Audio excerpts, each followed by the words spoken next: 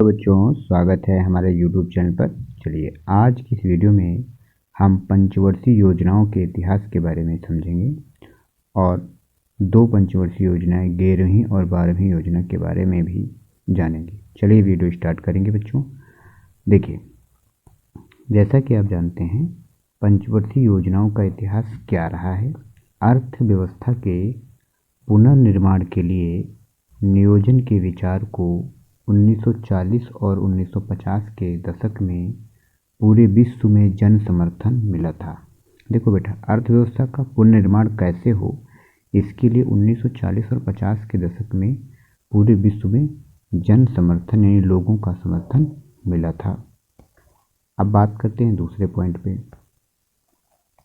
वर्ष 1944 में उद्योगपतियों का एक समूह एकजुट हुआ जिसने भारत में नियोजित अर्थव्यवस्था की स्थापना हेतु एक संयुक्त प्रस्ताव तैयार किया, जिसे बेटा बॉम्बे प्लान कहते हैं।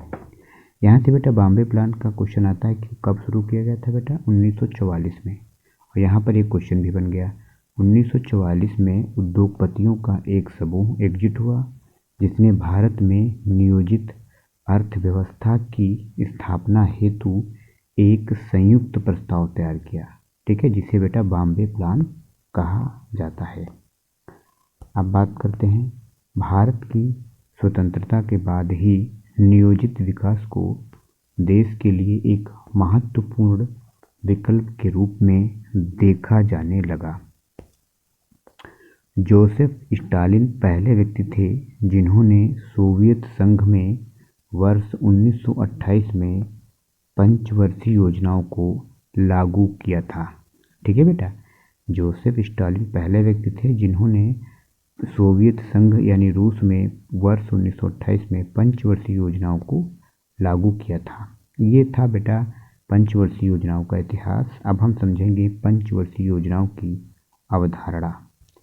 देखो बच्चों, पंचवर्षीय योजनाओं का सामान्य विचार है कि भारत सरकार अपनी ओर से दस्तावेज तैयार करती है जिसमें अगले 5 वर्षों के लिए उसकी आमदनी और खर्च की योजना होती है। देखो बच्चों, इसकी अवधारणा सीधा साधा ये है कि जहाँ जो गवर्नमेंट होती है ना, वो 5 वर्षों के लिए अपना एक डाटा तैयार करेगी जिसमें कितनी आमदनी हुई है, कितना खर्च हुआ है, इसका ब्यौरा दिया जाएगा, ठीक। अब बात करते हैं केंद्र सरकार और सभी राज्य सरकारों के बजट को 2 भागों में बांटा गया है बेटा। एक है गैर योजना बजट और एक है योजना बजट। अब बात करते हैं गैर योजना बजट सालाना दैनिक मदों पर खर्च किया जाता है और योजना बजट को बेटा योजना द्वारा निर्धारित प्राथमिकताओं के अनुसार पंचवर्षीय योजनाओं के आधार पर खर्च किया जाता है।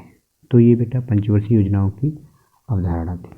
चलो हम बात करेंगे अब 2 पंचवर्षीय योजनाएं जो हमने बताई थी, 11वीं और 12वीं पंचवर्षीय योजना के बारे में हम अब बात करते हैं। देखो बच्चों, 11वीं पंचवर्षीय योजना उच्च शिक्षा में नामांकन बढ़ाने और दूरस्थ शिक्षा के साथ साथ IT स्थानों पर ध्यान केंद्रित करने के अपने उद्देश्य के साथ बहुत महत्वपूर्ण थी बेटा, ठीक है। जैसे वर्ष 2009 में शिक्षा का अधिकार अधिनियम प्रस्तुत किया गया था। बेटा ये क्वेश्चन यहाँ से एक और बन गया है कि शिक्षा का अधिकार अधिनियम कब प्रस्तुत किया गया था, तो आंसर होगा 2009, जो वर्ष 2010 में लागू हुआ। इसे 6 से 14 वर्ष की आयु के बच्चों के लिए शिक्षा को निःशुल्क और अनिवार्य कर दिया गया, ठीक है बच्चों। अब बात करें इसका जो विषय था, इसकी मुख्य विषय क्या था बेटा, तीव्र और अधिक समावेशी विकास। 11वीं पंचवर्षीय योजना का जो विषय था वो था तीव्र और अधिक और समावेशी विकास। चलो इसके चलते हम लोग रोलिंग प्लान के बारे में समझते हैं। बेटा रोलिंग प्लान क्या होता है, ये 1978 और 80 के दशक में आता है। सबसे पहले तो यही क्वेश्चन पूछ लेता है कि रोलिंग प्लान की डेट क्या है, तो आंसर होगा 1978 से 80। बेटा होता क्या है यह, देखो यह अस्थिरता का दौर था। जनता पार्टी सरकार ने 5वीं पंचवर्षीय योजना को खारिज कर दिया था और एक नई छठी पंचवर्षीय योजना प्रस्तुत की। बदले में वर्ष 1980 में इंदिरा गांधी की फिर से प्रधानमंत्री चुने जाने पर भारतीय राष्ट्रीय कांग्रेस द्वारा इसे फिर से खारिज कर दिया गया। ठीक, तो अब क्या हुआ? एक रोलिंग प्लान का तात्पर्य ऐसी योजना से है जिसमें योजना की प्रभावशीलता का मूल्यांकन वार्षिक रूप से किया जाता है और इस मूल्यांकन के आधार पर अगले वर्ष एक नई योजना बनाई जाती है। परिणाम स्वरूप इस पूरी योजना में आवंटन लक्ष्य दोनों को अपडेट किया जाता है। ठीक है बच्चों, अब बात करते हैं इस योजना की विषय वस्तु क्या है। अब यहाँ से बच्चा 12वीं पंचवर्षीय योजना के हम बारे में बात करेंगे। इस योजना की विषय वस्तु है तीव्र, अधिक समावेशी और धारणीय विकास। ठीक, इस योजना का उद्देश्य बुनियादी ढांचा परियोजनाओं को मजबूत करना और सभी गांवों को बिजली आपूर्ति प्रदान करना था। इसका उद्देश्य स्कूलों में प्रवेश के संदर्भ में लैंगिक और सामाजिक अंतराल को दूर करना था और उच्च शिक्षा तक पहुंच में सुधार करना था। ये योजना 2012 से 17 के बीच चली थी। 12वीं पंचवर्षीय योजना का समय क्या था? 12 से 17। इसका उद्देश्य पर्यावरणीय स्थिरता और लैंगिक असमानता में कमी लाना था। इसकी रूपरेखा सी रंगराजन ने तैयार की थी। इसमें वर्ष 2009 तक सभी को स्वच्छ पेयजल उपलब्ध कराने पर भी बल दिया गया था। लक्षित विकास दर, बेटा विकास दर कितनी रखी गई थी? 9% और वास्तविक विकास दर हमको 8% प्राप्त हुई थी। बेटा विकास दर इन्होंने जब बनाई थी योजना तो कहा था 9% प्राप्त करेंगे, लेकिन वास्तव में जब ये अंतिम समय आया तो विकास दर बेटा 8% मिल पाई थी।